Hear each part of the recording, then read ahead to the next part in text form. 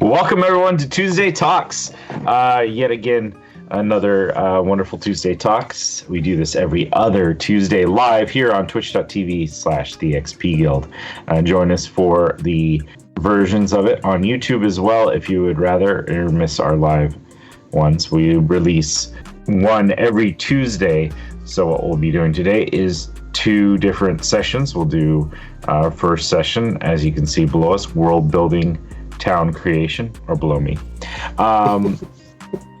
So we'll start off with, we're just going to talk a little bit about a town that we want to create, not specifically in any particular world setting. And then in the second part of our sessions, we're going to do some mapping, a couple different programs to map out maybe a general layout of a town that we kind of design on paper, and then maybe delve deeper into one specific building and do a nice little build for that. If you are joining us live on Twitch, please feel free, jump into the chat and tell us things that you think should be included in a town. And as we go, feel free to comment, jump in. We will be glancing at it from time to time, depending on the flow of the show. It may get shouted out, it may not. Usually it does. But anyways, Dave, how you doing?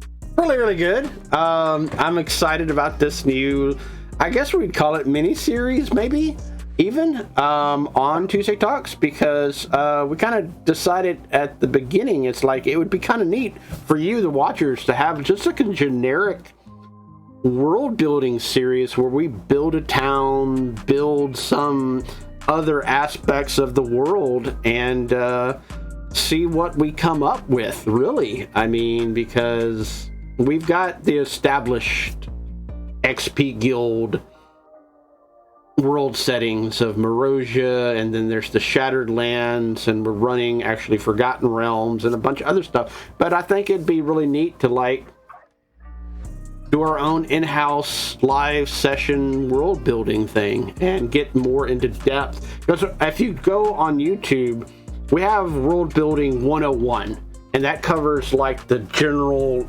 everything, what you need to build, how you can build it, so on and so forth. But now we're going to dive deeper into that and go more specific.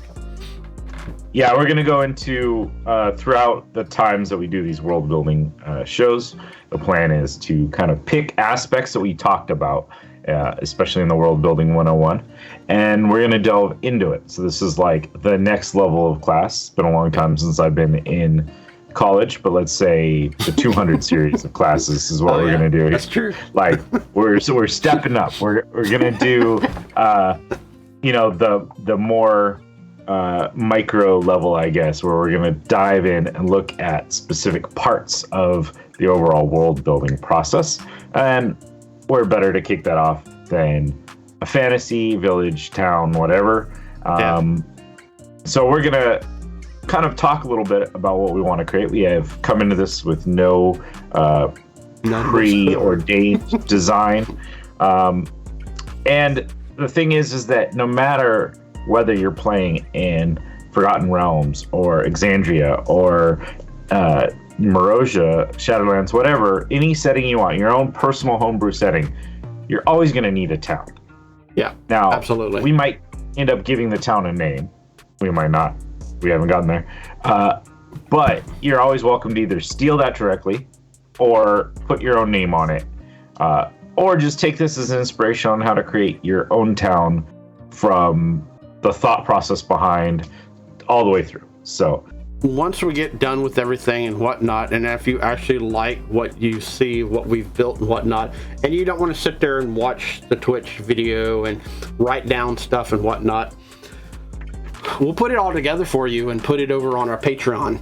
And so that way you have access to it and stuff like that. So yep, yeah. For as little as $1 a month, you can get access to any of these things we do, and they will be increasing since we're kind of planning on doing these, every other week. We're going to do some of these sorts of things, and we always have something, whether it's a subclass or it's a town like this or a race. We've put together some things, and so if you're interested, you want to support us, that's really just, it's like tossing a tip to your waiter or whatever, or probably less than that even.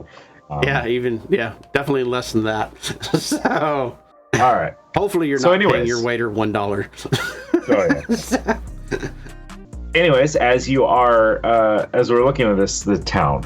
So I think there's a couple things you need to think about first, right? Like we need to think about the environment this town is in. Yeah, location might be a good way to think. So just in general, we probably have mountains, we have coastal, we have maybe lake or river, maybe just body of water sort of thing, like non-ocean body of water, plains, desert. So is there a forest? Is there a feel or a place? What are we thinking? I'm thinking maybe this town might be some kind of weird crossroads thing. And almost maybe we could do like one of those weird river towns where you have the roads come to this town and maybe they have some kind of way, like either ferry or bridge or whatnot, to go across this river. And there's some other stuff maybe on the other side, but not much, and then it goes off into wherever it goes off to. All right. So I think that's a good way to start if you're building a town, right? Like pick what we want. So we're thinking river and roads that come to this spot so that, goods or whatever can be put on the river. Because we're building a town, we're not building a large city. So I would think that this would be probably upriver from a major city. Yeah, for sure. And even like downriver from maybe, either mining or even logging, something. Some resource, like logging / mining. Okay. Yeah, I like that. Like it's not far from wherever this like mining or logging camps are. But this is like the next step. Like it's out there, it's mined or it's logged, and then it gets brought down to the city, and then probably some of those goods are turned into like consumable goods or whatever. Like, so it could be turned into furniture or just wood boards, or if it's mining, maybe it's turned into ingots and tools and weapons. Or at least like the simplistic version, and then it gets sent to the big city and is either sold or further refined from there to make the final consumer product, right? Yeah, for sure. And maybe, and once it hits the city, maybe, because it's on a river, maybe that city is like a port city or something like that. So this is like, and my brain keeps on going to this one name, and I think it's very simplistic, but I think we should call the city the hub. Not the city, the town. I'm sorry. Town. All right. Well, for now, we'll call it the hub.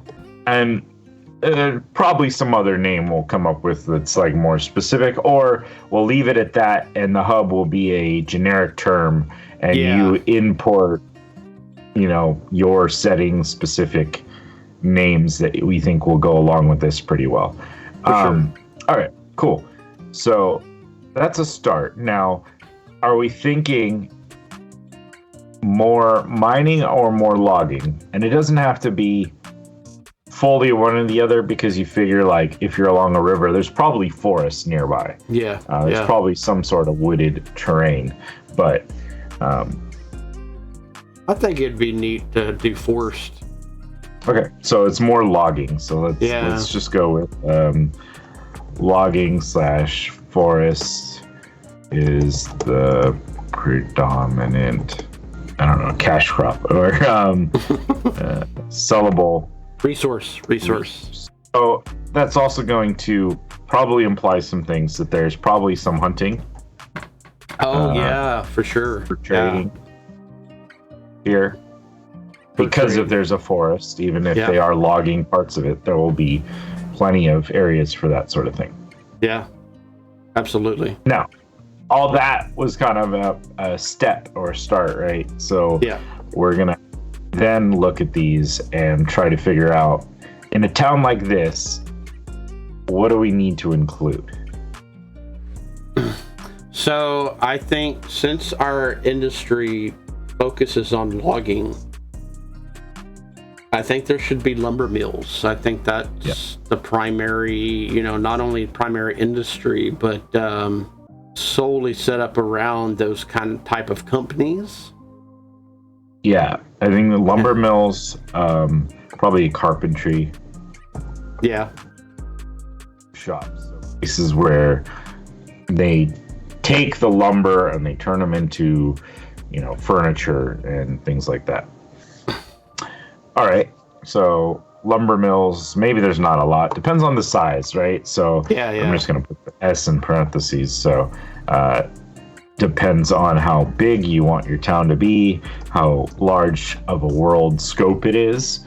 If that port city is a small one, then maybe this is a small process where they bring in a few logs to one lumber mill, cut into planks, then turned into some furniture, sent both planks and furniture downriver. I mean, the key thing that they might probably be building, maybe even, is wagons and stuff like that.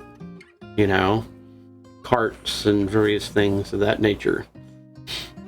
Yeah, I mean, and that can all depend, and that's perfectly fine. Okay, so let's just go with a classic. There needs to be an inn/tavern to service the town, to service the people that are there. I think there should probably be more. I think we should have an inn and tavern for the business folk. Those that are traveling to the city or to this town and stuff like that. But I think we should have like other taverns that service like the loggers and the lumber, workers and stuff like that. Drinking pubs and nothing, because they got homes and they got places, they got boarding houses and whatever else they've got, but some place where they can all gather after work and drink and be merry and whatnot. All right. So, like the pub style tavern. Yeah. So it's for the locals. Like that. Yeah. I mean, and you also said it's along a crossroads. So there's probably, there's probably a stable. Oh, yeah, for sure. Which it could be attached. With the stable attached to one of. Yeah, probably the inn and tavern. So yeah. So it could be attached or it could be separate. That's kind of up to people, however you want to build it. We may make that decision as we go as well. I think there should be a tax shop that tax collector. Well, not tax collector, but tack shop, which basically tack. Yeah, like, okay. for horses and mounts and beasts of burden, that have saddles and bridles and harnesses and basically it's a leather type. Yeah, which that could be attached to the stable, and I think if you do a tack shop and you're going to attach it to the stable, I would probably detach that from the inn and tavern and make that its own business. I think so. Yeah, and maybe. Well, let's do that. We're gonna ditch that part. And maybe this particular person not only sells tack, but also can stable your mount, your beast of burden. We're gonna say beast of burden because it could be oxen, it could be donkeys, it could be. But maybe they also sell them and train them. Yeah, I think if these are together, you probably have, this is the local guy that you go to for any sort of mount or beast of burden. So he has some horses, he's got some oxen, he's got all these things that you're going to be using. Yeah. Put whatever you want in here. So if you're using like Faerun in some of the areas, axe beaks are common mounts. So, throw that in. Or whatever it is that you want, easily put that in here. This guy, whoever or girl runs the tack and stable shop. So I'm just gonna do this. I think we should have it as there you go. Zone entity. Yeah. So. And then we can even put a note here. Also trains and sells mounts / beasts of burden. Mounts, beasts of burden. And wagons. I'd say you'd also buy there. Yeah. He buys them from someone else. Yeah. In town, exactly. Probably. But so maybe this guy is the one that sells it.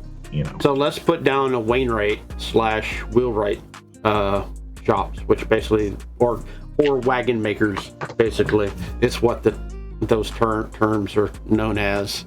And there could be, just like the carpentry shops, I mean, since it is a lumber town, there could be not just one, but, a few of them, one specializing in, making big wagons, to another one specializing in building buggies, one to two person type. So, well, I mean, yeah, we're also looking at if this is like a logging area, even if it is a crossroads and there's business people coming, you're probably not selling a lot of like single man buggies. It's not like the fancy spot. Yeah, not that fancy, but something, that you'd see on Little House on the Prairie. The old doctor, having that kind of buggy, compared to the really fancy ones that you would see in the city and stuff like that. So. So Shadow Soldier PR says, this reminds me of the first town you get to in Skyrim where they have them lumber mill. LOL. Oh, that's right. I forgot about that. Yeah. We'll be adding on, and so we'll see how close. Yeah. It's been so long since I played Skyrim, I totally forgot about that. I know. But yeah, that's another way too. In if you want to take inspiration or whatever from some of these fantasy video games like Skyrim or even WoW or whatever you play, they perhaps very easily have all these things available, that you can just be like, oh, here, I play a game on my computer that is called, I think it's Forgotten Frontier or something like that. We basically build Farthest Frontier. Shout out to them, not sponsored. Don't worry about it. It is like you build a fantasy town. So you start from like the town hall, which is definitely something that we need, right? A town hall. Town hall, yeah. So our community center. Something for people to gather and meet and vote and I think do we want to get off into the type of government? Because we're kind of leaning toward us something here. I mean, we certainly can.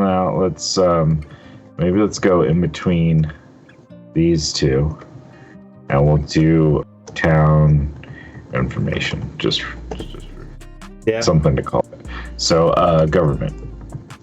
What are you thinking?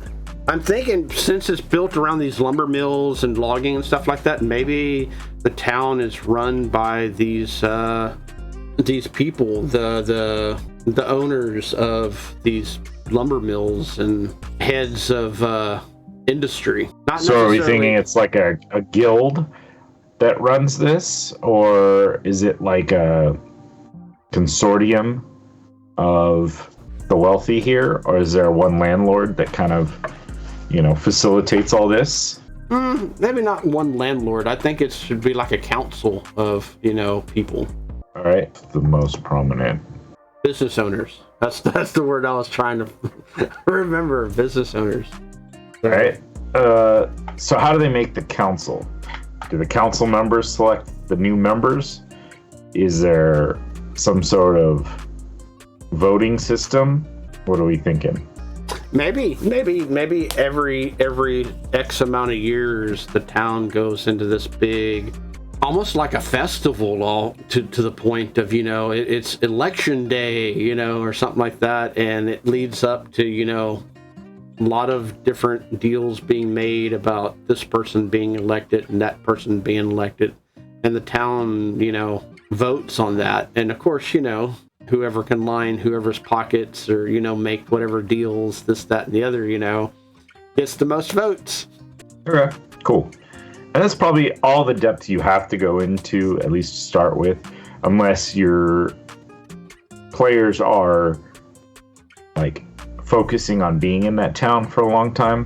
Mm-hmm. Like if your campaign is centered around being in this town and everything happens from this town, then you may want to know, okay, how often do they elect? Do they elect just when one of the council members retires or dies or whatever, or do they elect every year or every 2 years or whatever it is? And you could even go to like so simplistic that you could just make it a dice roll and to see how many years it is. Yeah. Do you want to get the next? You want to get the next one?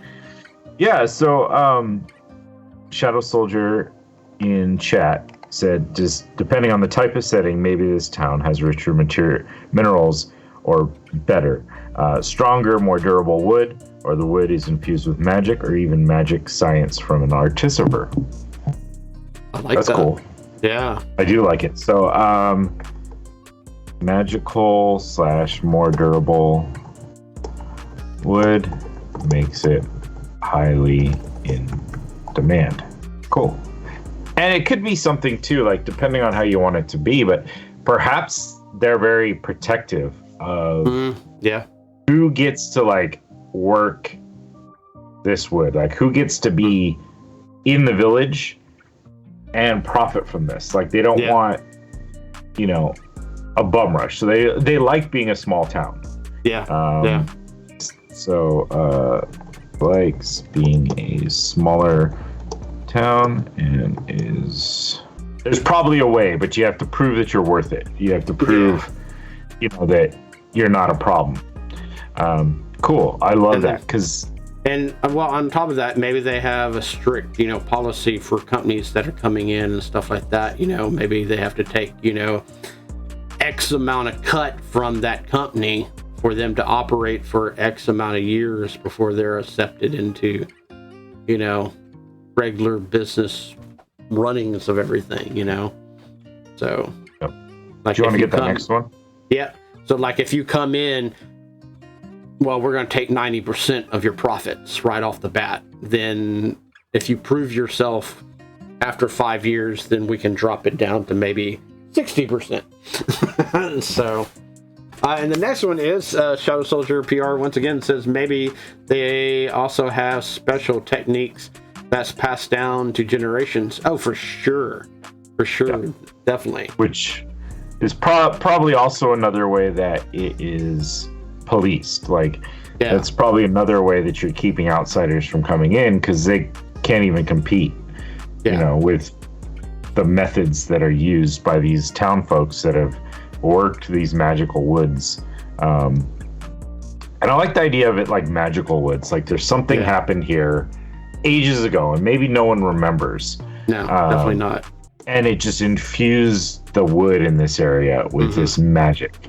And that's something, of course, the DM could come up with a cool thing. Like there was a powerful druid that lived here and enhanced the power of the woods and whatever. The type of wood, it could be anything. Like in Morosia, we have in our shipbuilding, we have a particular wood that you can get for building your ship that's living. So it regenerates hit points every X amount of whatever the world, I forgot how many rounds or actions or whatever it is. But it heals X amount of, hit points. Yeah. But this wood could also be, fireproof or invulnerable to, water damage or any number of things that. Yeah. Okay, let's go back to buildings so that we can maybe finish a town at some point. So today. Yeah. So definitely a blacksmith. So we need a blacksmith here for smith. the generic and needs to make nails and hammers and all that stuff. Saw blades. All right, so we got town hall, we got a blacksmith, we need like a general store. We talked earlier. Yeah, go ahead.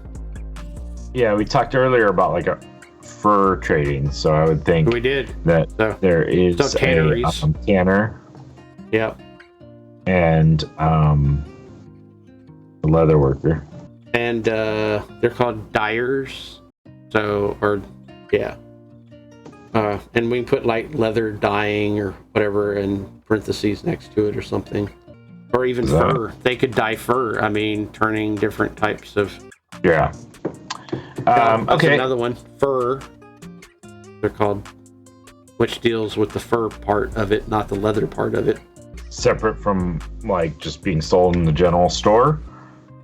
Oh no, as far as like taking what they do apparently is they take, the dead animal and skin it, and then instead of stripping the fur off of it, they turn it into pliable actual, like shawls and hats and coats and stuff like that. But yeah, they're called furs, which is FURRIER,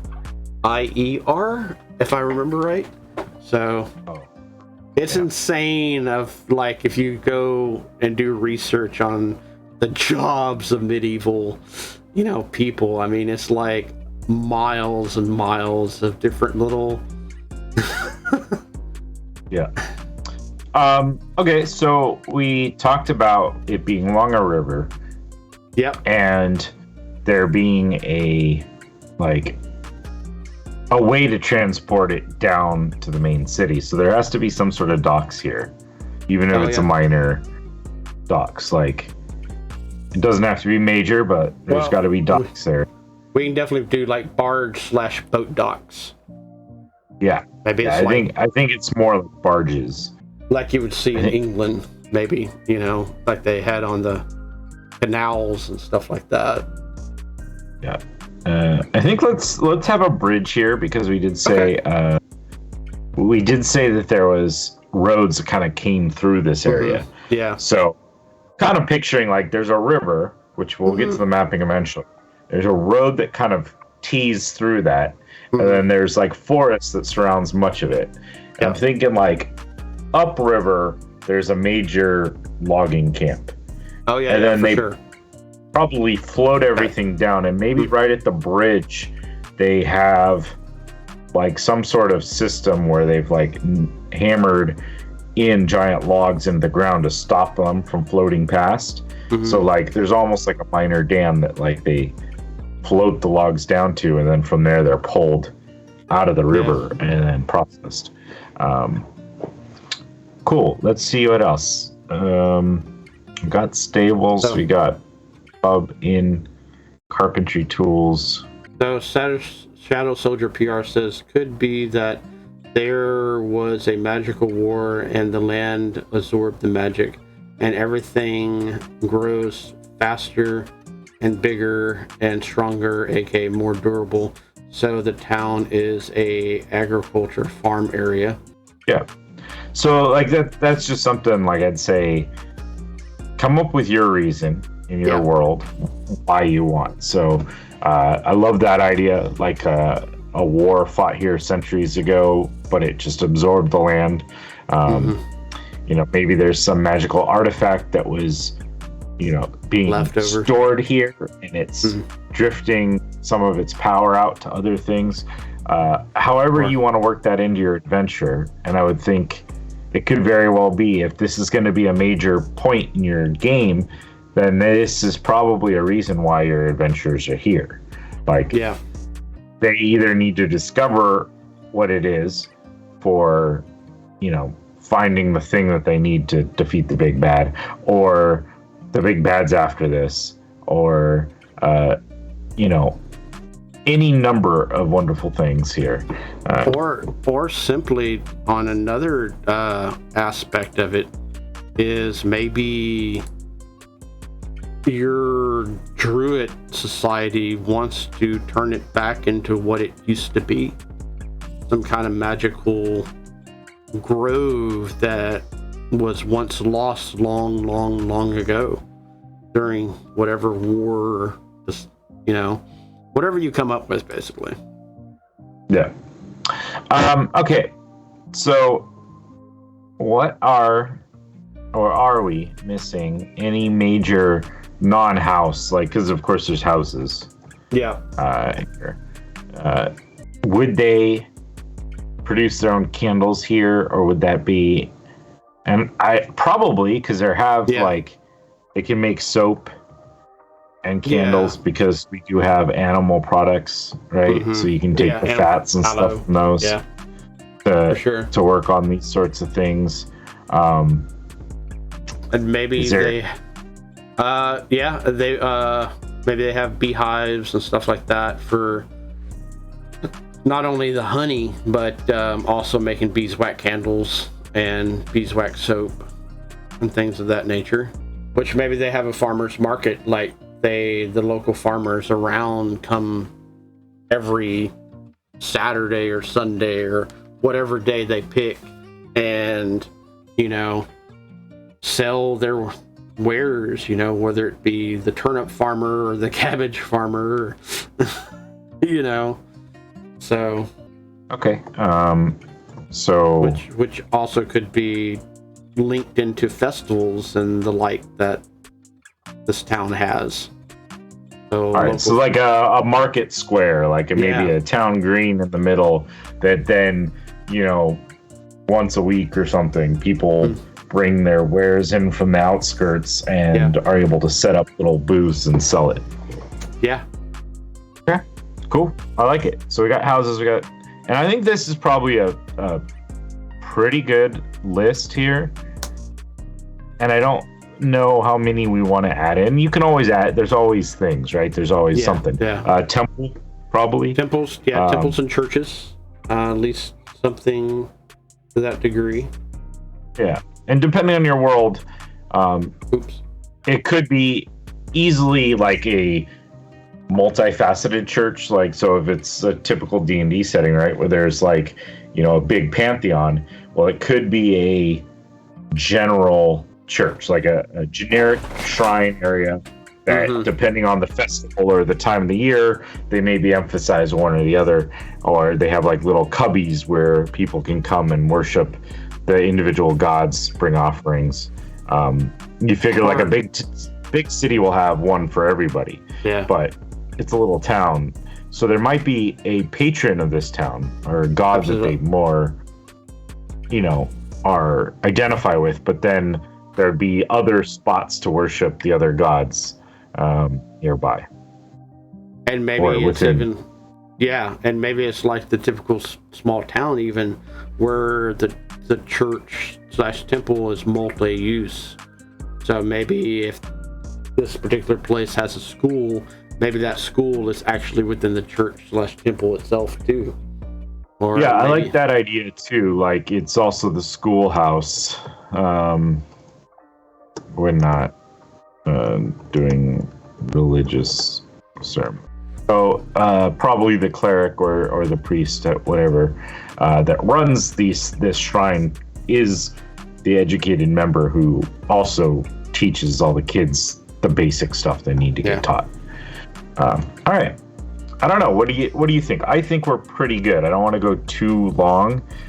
A, because you have another half, and B, because I think we get too much more and we're like a city and not a town. Yeah. So I think this is generally a good place to go with. Okay. Unless if we want to get into, maybe some of the festivals or anything of that nature. Let's not for today, because I think doing a festival world building thing. Oh yeah, that would be nice. Yeah. A good session in and of itself.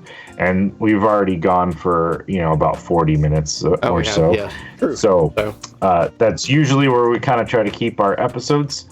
So I'd say let's go to a break. For those watching us live, we'll go on a break till the, about 15 minutes or so. 15 minutes, yeah. And then we'll come back and we're going to do some mapping. We're going to do using 2 different programs. We'll do one, which is like an overall generic map that just kind of shows you the placement of the buildings and maybe, you know, where this town lies in the local surroundings of things, like, you know, the river and the road or whatever. Yeah. And then we'll dive in when we can pick one of these buildings. And if you're watching live, think about which one and let us know in the chat as we go. And then we'll work on building that out using the wonderful program Dungeon Alchemist. Once again, we are not sponsored by any of these programs. No. So we just use the ones that we know and we do like, and often we'll recommend to anyone who's looking for a similar program, these particular ones, but we get no kickback for giving them free publicity. So, yeah, we'll see you in a few minutes, guys. Join us for the second part of this, and we're going to continue town creation, but we're going to jump from paper to map paper. Graphics, yeah, mapping. Yeah, paper to graphics. There you go. Yeah, something like that. Okay, see you soon, watchers.